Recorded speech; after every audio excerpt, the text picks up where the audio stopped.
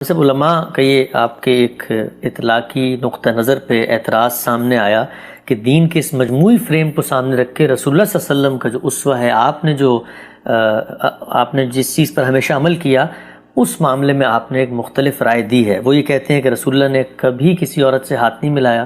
میں کچھ روایتیں مختصراً پیش کر دیتا ہوں۔ صحیح مسلم 1866 نمبر روایت ہے، رسول اللہ صلی اللہ علیہ وسلم کے ہاتھ نے کبھی بھی کسی عورت کے ہاتھ کو چھوا تک نہیں، اور رسول اللہ صلی اللہ علیہ وسلم جب ان سے عہد لیتے تو وہ بھی پردے کے پیچھے سے بیعت لے لیتے تھے ان سے۔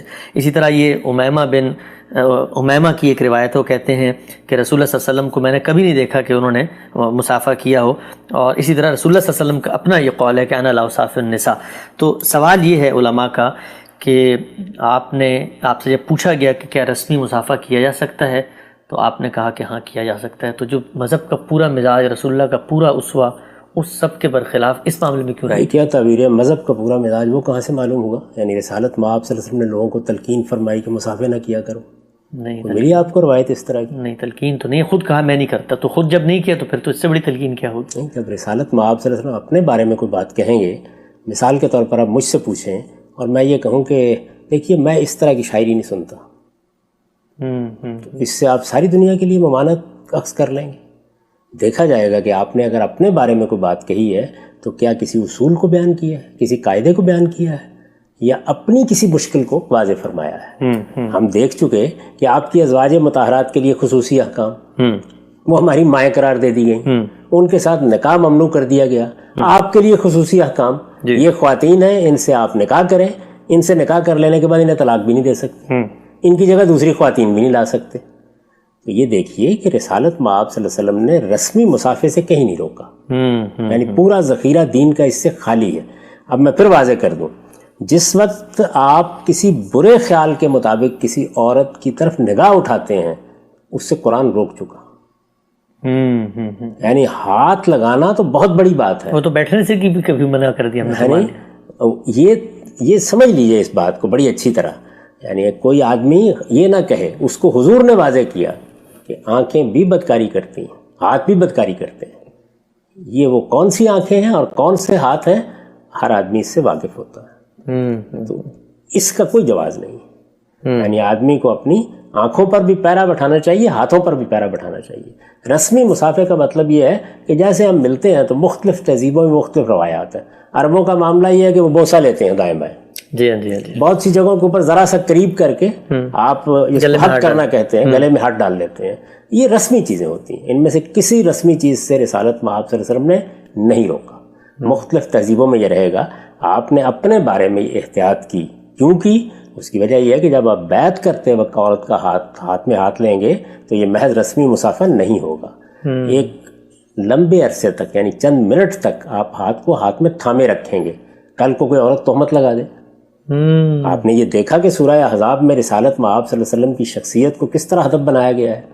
تو ایک عالم، ایک فقیہ، ایک لیڈر، اور سب سے بڑھ کر خدا کا پیغمبر، اس کی نوعیت بالکل مختلف ہوتی ہے۔ اس میں بہت سی ایسی پابندیاں ہیں جو ہم اپنے اوپر عائد کرتے ہیں۔ مثلا میں نے ایک زمانے میں یہ کہا کہ اساتذہ اپنی شاگردوں سے شادیاں نہ رچایا کریں۔ بھائی کوئی گناہ کی بات تھی؟ ممنوع تھا؟ نہیں۔ کوئی استاد اگر اپنی شاگرد سے شادی کر لے حرام تھا؟ یہ نہیں۔ در حقیقت اس سے وہ اعتماد مجروح ہوتا ہے جو بچیاں بھیجی جاتی ہیں، اور عام طور پر اس اعتماد کے ساتھ جاتی ہیں کہ ہمیں ایک باپ کی سی شفقت ملے گی۔ تو یہ چیز پیغمبر کو بھی ملحوظ رکھنی ہوتی ہے۔ تو آپ نے بالکل درست کیا یہ بات جو کہی، انا لا اصافح النساء، اس طریقے سے گویا اپنے آپ کو ہر تہمت سے بچائے رکھا، اور یہ آپ کو ایسا ہی کرنا چاہیے تھا۔ یعنی یہ غام صاحب کے مطلب کہنے سے مراد یہ ہے، چونکہ ایک حساس مسئلہ ہے مسلمان خواتین کے ہاں، آپ کی کہنے سے مراد یہ ہے کہ رسمی مصافحے کا مطلب ہے، اس طرح ہم دیکھتے ہیں ملکہ الزبتھ سے کوئی ملنے گیا تو آپ نے ہاتھ آگے کیا اور ہاتھ ملا لیا، وزیر اعظم سے ملتی ہیں خواتین، اور یہ کہ کسی خاتون کا ہاتھ پکڑ کے بیٹھ جانا، اس میں دونوں میں اس کو آپ بھی ممنوع کرا دیتے ہیں۔ میں نے تو عرض کیا ہے جی کہ وہ جو ہاتھ میں لانا ہے اس پر تو حضور نے فرمایا کہ وہ بدکاری ہے، اس کو میں کیسے جائز کروں گا؟ یہ رسمی چیزیں، ایک سیکنڈ کے لیے ہاتھ ملا لیا اس طرح سے، اور آپ بھی جانتے ہیں، آپ کا دل بھی جانتا ہے، آپ کا ضمیر بھی گواہی دیتا ہے کہ آپ کیا کر رہے ہیں۔ تو اس طرح کی رسمی چیزوں کو دین نے نہیں روکا۔ رسالت میں آپ صلی اللہ علیہ وسلم نے اپنے بارے میں، اور خاص طور پر بیعت کرتے وقت، وہ محض مصافحہ ہی نہیں رہتا، اس میں آپ کچھ منٹوں تک ہاتھ میں ہاتھ لیے رہتے ہیں، تو یہ چیز بہت تہمتوں کا باعث بن سکتی تھی. کوئی منافق خاتون ہی اس میں ہنگامہ برپا کر دیتی، پھر کیا ہوتا؟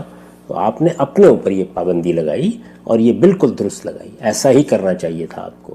اس کے نتیجے میں رسالت مآب صلی اللہ علیہ وسلم کی شخصیت کا جو اخلاقی پہلو ہے وہ ہر طرح کی تہمتوں سے بالا کر رہا، اور الحمدللہ یہی چیز ہے جو مطلوب بھی تھی. آپ نے دیکھا ہے سورہ احزاب میں کیا صورت پیدا کر دی. آپ نے دیکھا ہے کہ آپ کی ازواج مطہرات کے معاملے میں کیا چیز کر ڈالی گئی. وہ منافقین جو شب و روز انتظار میں بیٹھے ہوئے تھے کہ خدا کے پیغمبر کے ہاں کوئی رکھنا ہم تلاش کریں، ان کے لیے تو یہ بہترین موقع بن جاتا. اس کو پیش نظر رکھ کر آپ نے اپنے بارے میں یہ طے کر لیا، اور اس میں سارا زور ہے انا پر. انا لا اسافر، میں نہیں کرتا، میں نہیں یہ کرتا. اگر آپ نے روکنا ہوتا تو آپ سب کو کہتے کہ لا تسافر النساء، عورتوں سے مسافہ نہ کیا کرو. جب آپ یہ بتا رہے ہیں آپ کو کہ خلوت میں نہ بیٹھا کرو، جب یہ بتا رہے ہیں کہ زیوروں کے ساتھ ایسی بے تکلفی نہ اختیار کیا کرو، تو یہ بتانے میں کیا معنی تھا؟ سمجھ گئے. رسمی چیزیں بالکل الگ ہیں، لیکن اگر خرابی ہو، ایسے ہی جیسے میں نے عرض کیا کہ آپ دیکھ رہے ہیں، بات کر رہے ہیں، آپ کی استاد کوئی خاتون ہے یا استاد کوئی مرد ہے اور کوئی خاتون اس سے پڑھ رہی ہے، یہ دیکھنا بات کرنا بالکل اور ہے، اور وہ بدنظری بالکل اور چیز ہے.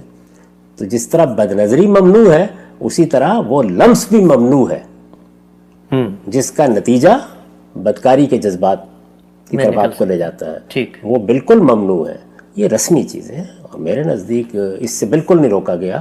دین کا پورا ذخیرہ اس سے خالی ہے. ایک ضمنی چیز کی وضاحت کر دیجیے گا ہم سے. جب مسلمان خاتون مغربی ممالک میں آتی ہے، کوئی کلیگ ہے اس کا، یہ کوئی جاننے والا ہے، اس طریقے سے ہاتھ ملانا تو سمجھ میں آتا ہے رسمی، لیکن یہ جو گلے ملنا ہے یا سہمی طور پہ حق کرنا ہے یا گلے میں ہاتھ ڈالنا ہے، اس میں تو یہ رکاوٹ ہے نا کہ چونکہ شرمگاہ کو چھپانا بھی ہے، اس کو کسی سے ٹچ بھی نہ ہو، تو اس میں تو ایک طریقے سے اتصال ہو رہا ہوتا ہے. جب آپ کسی سے گلے ملتے ہیں تو اس سے تو ہم روکیں گے نا. دیکھیے، جو آپ کے ہاں اچھی روایات ہیں ان کو آپ قائم رکھیں، لیکن اگر فرض کر دیجئے کسی جگہ آپ گئے ہیں، آپ کے مخاطب کو یہ پتہ نہیں ہے، ایک رسمی سا معاملہ ہو گیا ہے، تو بدتمیزی بھی نہیں کرنی چاہیے.